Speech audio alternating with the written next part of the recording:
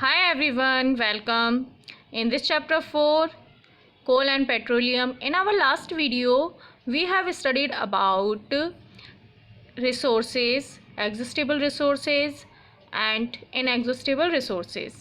तो I hope आप लोगों को अच्छे से समझ में आ गया होगा. नेक्स्ट अब हम आज यहाँ स्टडी करने वाले हैं स्टोरी ऑफ कोल, कि कोल का फॉर्मेशन कैसे हुआ और कैसे हम कोल का यूज़ करते हैं. क्लियर? जैसे कि हमने पढ़ा था लास्ट हमारी वीडियो में, जो कोल होता है वो एक फॉसिल फ्यूल होता है और फॉसिल फ्यूल को फॉर्म्ड होने में, उसके मतलब फॉर्मेशन होने में काफ़ी ईयर्स लग जाते हैं, मींस मिलियंस ईयर्स लग जाते हैं. तो आज हम इसके फॉर्मेशन के बारे में स्टडी करेंगे. तो let's we start story of coal. तो first question, miss Paheli asked first question, where do we get coal from and how it is formed. तो ये जो कोल है हमें कहाँ से मिलता है और ये कैसे फॉर्म्ड होता है. तो इसके लिए हमने लास्ट हमारी वीडियो में पढ़ा था कि कोल को हम कोल माइनिंग के थ्रू एक्सट्रैक्ट करके निकालते हैं. कहाँ से? अर्थ से.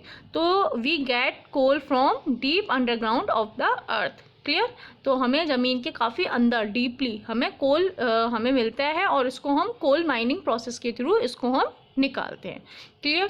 तो चलिए अब स्टार्ट करते हैं. About 300 million years ago, the earth had dense forest in low-lying wetland areas. मतलब about 300 million ईयर्स अगो, मतलब 300 करोड़ों साल पहले जो हमारी अर्थ थी वहाँ पे काफ़ी सारे डेंस फॉरेस्ट थे, काफ़ी सारे लो लाइंग एरियाज ऐसे होते थे जो वेटलैंड एरियाज होते थे, जहाँ पर मतलब काफ़ी ह्यूमिडिटी प्रेजेंट रहती थी. काफ़ी मतलब वेटलैंड मीन्स जहाँ पे वाटर के अमाउंट कंटेंट ज़्यादा रहती थी, ऐसे एरियाज होते थे. तो वहाँ पे काफ़ी सारे फॉरेस्ट होते थे और बहुत डेंस फॉरेस्ट होते थे. Due to the natural process like flooding, these forest got buried under the soil. और फिर कुछ नेचुरल प्रोसेसेस हुए, लाइक हमारी फ्लडिंग है, अर्थक्वेक है, ये सब जो नेचुरल क्लाइमेटीज़ होती हैं, इनकी वजह से ये जो फॉरेस्ट थे ये क्या हो गए, ये बरीड हो गए, means under the ground soil में. मतलब इनके ऊपर एक सॉइल की लेयर आती चली गई और ये नीचे उसके दबते चले गए. मीन्स इनके ऊपर एक मिट्टी की लेयर बनती चली गई और ये नीचे उसमें दबते चले गए, बरीड होते गए ग्राउंड में. क्लियर? एज मोर सॉइल डिपॉजिट ओवर दैम, और जैसे जैसे उनके ऊपर बहुत सारी सॉइल डिपॉजिट होना स्टार्ट हो गई, मतलब एक लेयर बनी सॉइल की, फिर और सॉइल आ गई, फिर और सॉइल आ गई और वो अंदर बहुत डीपली जाते जाते जा रहे हैं. तो क्या होता है, दे वर कंप्रेस्ड. तो वो धीरे धीरे कंप्रेस्ड होना स्टार्ट हो गए. कंप्रेस्ड मतलब उनके ऊपर प्रेशर बढ़ने लगा और उनके ऊपर एक दबाव बनने लग गया, वो कंप्रेस्ड होना स्टार्ट हो गए, मतलब धीरे धीरे वो कंप्रेस्ड होना शुरू हो गए.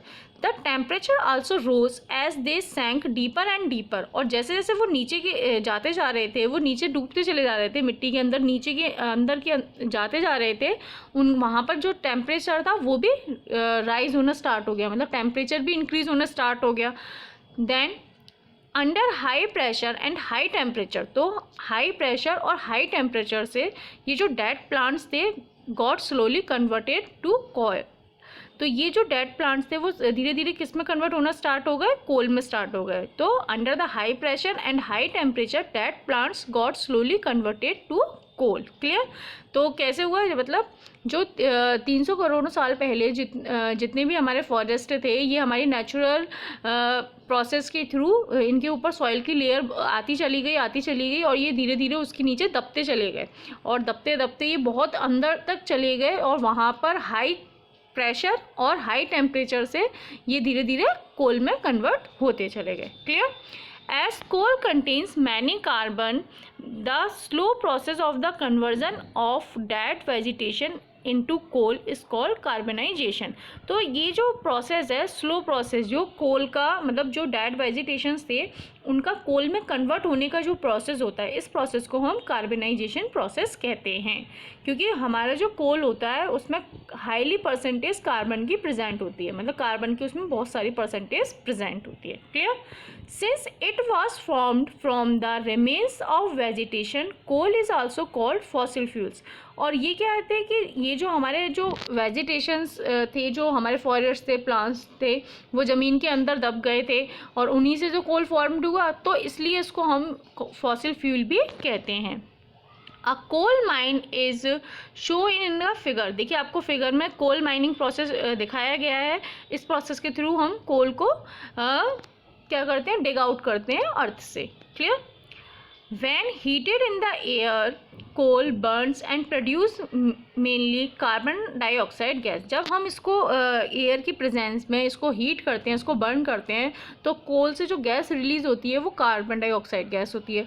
कोल is processed in industry to get some useful products such as coke, coal tar and coal gas. जो कोल को हम और ज़्यादा अगर इसका हम प्रोसेस करते हैं इंडस्ट्रीज़ में, तो इससे हम अदर यूज़फुल प्रोडक्ट्स भी इनसे मिलते हैं हमको। क्लियर। तो अभी इसके बारे में अभी हम और स्टडी करेंगे। इससे पहले हम ये जानते हैं कि कोल को हमने 3 स्टेट्स में क्लासीफाइड किया गया है। Coal is classified into 3 states, solid, liquid and gas.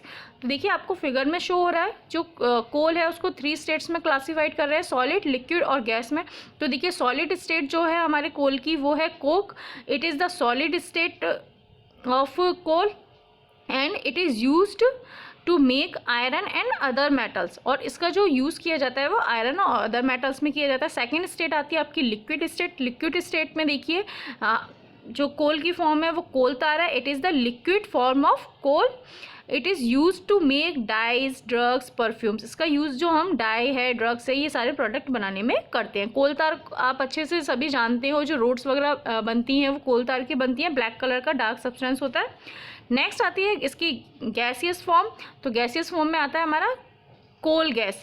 तो it is the gaseous form of coal. It is used as fuel in industries. तो ये जो गैसियस फॉर्म होती है ये कोल की, और इसका यूज़ हम इंडस्ट्रीज़ में एज अ फ्यूल करते हैं। और इसके बारे में हम अभी फर्दर स्टडी करेंगे और अच्छे से। और नेक्स्ट टॉपिक आता है हमारा डिफरेंट टाइप्स ऑफ कोल। तो देखिए कोल के काफ़ी डिफरेंट टाइप्स पाए जाते हैं। जैसे कि as coal get older the carbon content in it is higher when coal is burned it mainly produce carbon dioxide gas. जैसे जैसे कोल क्या होता है, पुराना होता चला जाता है। जैसे जैसे मतलब कोल जो बना हुआ कोल है वो जितने ईयर्स ओल्ड होता चला जाएगा, ओल्डर होता चला जाएगा, तो उसमें जो कार्बन की जो कंटेंट होती है वो ज़्यादा बढ़ती चली जाती है। मतलब कार्बन जो एलिमेंट होता है उसकी परसेंटेज इंक्रीज होती चली जाती है। तो देखिए I show you in this figure, आपको जो हाईली कंटेन जो कार्बन है उसके अकॉर्डिंग उसको हमने अरेंज किया है। सबसे पहले जो सबसे कम जो कार्बन परसेंटेज होती है वो पीट में होती है, देन लिग्नाइट कोल होता है, फिर आता है बिट्यूमिनस, फिर आती है आपकी स्टीम कोल, फिर देन आता है एंथ्रासाइट और ग्रेफाइट सबसे इसकी हाईएस्ट कार्बन फॉर्म मानी जाती है। क्लियर। तो ये क्या है, ये डिफरेंट टाइप्स ऑफ कोल है, peat, lignite, bituminous, steam coal and anthracite और ग्रेफाइट। क्लियर। तो ये क्या है, हमारे जो कार्बन परसेंटेज है उनके इंक्रीजिंग ऑर्डर के अकॉर्डिंग इनको हमने अरेंज किया है। चलिए अब हम let's study in details about coke, coal tar and coal gas. तो फर्स्ट है आपका coke. Coke it is a tough, porous and black substance. It is almost pure form of carbon. ये क्या है, जो आपकी कोक जो है वो कोल की तरह ही रिजेंबल होती है, बट ये क्या होती है, काफ़ी टफ होती है। पोरस मीन्स इसमें छोटे छोटे होल्स प्रेजेंट रहते हैं, और ये एक ब्लैक कलर का सब्सटेंस होता है। ये आपकी कोल की सबसे प्योरेस्ट फॉर्म मानी जाती है कोक। क्लियर। जो कोक होती है इसका यूज़ हम काफ़ी सारी चीज़ों में करते हैं। जैसे Coke is use in the manufacture of steel and the extraction of many metals. Coke का यूज़ हम स्टील के मैन्युफैक्चर में और हम काफ़ी सारी जो अदर मेटल्स होती हैं उनके एक्सट्रैक्शन में, उनके मैन्युफैक्चर में भी इसका यूज़ किया जाता है। ओके। नेक्स्ट हम चलते कोल तार। It is a black thick liquid with unpleasant smell. It is a mixture of about 200 substance है। ये जो कोल तार होता है ये एक ब्लैक कलर का थिक लिक्विड होता है। इसकी जो स्मेल होती है वो काफ़ी अनप्लीजेंट होती है, मीन्स मतलब अच्छी स्मेल नहीं होती है। It is a mixture of about 200 substance, और ये 200 सब्सटेंस होते हैं उनका एक मिक्सचर होता है। Products obtained from coal tar are used as starting materials for manufacturing various substances used in everyday life and in industries। तो इससे जो काफ़ी सारे हम कोल तार से प्रोडक्ट बनाते हैं जिनका हम यूज़ अपने डेली लाइफ में और इंडस्ट्रीज़ में करते हैं। लाइक आपके आते हैं सिंथेटिक डाइज है, ड्रग्स है, एक्सप्लोजिव्स है, perfumes, plastic, paints, photographic materials, roofing, materials etcetera, ये सभी जो मटेरियल्स हैं इनको हम अपनी डेली लाइफ में काफ़ी यूज़ करते हैं और ये सारे मटेरियल्स हम कहाँ से ऑब्टेन करते हैं, कोल तार से ऑब्टेन करते हैं। Intrinsically naphthalene balls used in the repel modes and other insect are also obtained from coal tar। ये देखिए इसमें जो ये हमारी नैफ्थलीन बॉल्स होती हैं, इन जो हम कीड़े वगैरह भगाने के लिए अपने कपड़ों में रखते हैं, इनका यूज़ करते हैं ना नैफ्थलीन बॉल्स, वाइट कलर की आपने बॉल्स देखी होंगी। तो ये जो बॉल्स होती हैं ये भी हम कोल तार से ही ऑब्टेन करते हैं। Clear. This day bitumen a petroleum product, ये देखिए बिट्यूमिन जो है एक पेट्रोलियम प्रोडक्ट है और it is use to in place of coal tar for melting the roads. और ये जो क्या कहते हैं बिट्यूमिनस का यूज़ किया जा रहा है आजकल हम कोल तार की जगह। पहले जो रोड्स बनती थी वो कोल तार का यूज़ करके बनती थी। आपने जो रोड देखते हैं ना ब्लैक एकदम बढ़िया स्मूथ रोड्स होती हैं, तो उनके जो फॉर्मेशन होता है वो कोल तार से बनाई जाती हैं ये रोड। लेकिन अब हमने जो नए प्रोसेस आते जाते हैं जैसे जैसे, तो यहाँ पर अब हम बिट्यूमिनस का यूज़ करते हैं रोड्स को प्रिपेयर करने में। क्लियर। नेक्स्ट हमारा आता है coal gas. Coal gas is obtained during the processing of coal to get coke। तो जो कोल गैस होती है वो कब बनती है, जब हम कोल से कोक में कन्वर्ट करते हैं, जब हम कोल को कोक में कन्वर्ट करते हैं तो उसको कन्वर्ट करने में जो गैस रिलीज होती है उसी को हम कोल गैस कहते हैं। Okay.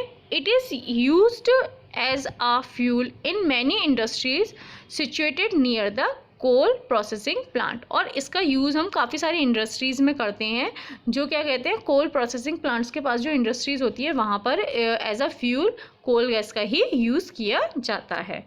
Okay students, that's all for today. I hope this video is very helpful for you. अगर आपको कोई भी इसमें प्रॉब्लम होती है और कुछ भी अगर आपको टॉपिक समझ में नहीं आता है आप मुझे बता सकते हैं, और आप ये भी बता सकते हैं अगर आपको टॉपिक पर वीडियो चाहिए तो आप वो भी मुझे कमेंट बॉक्स में बता सकते हैं।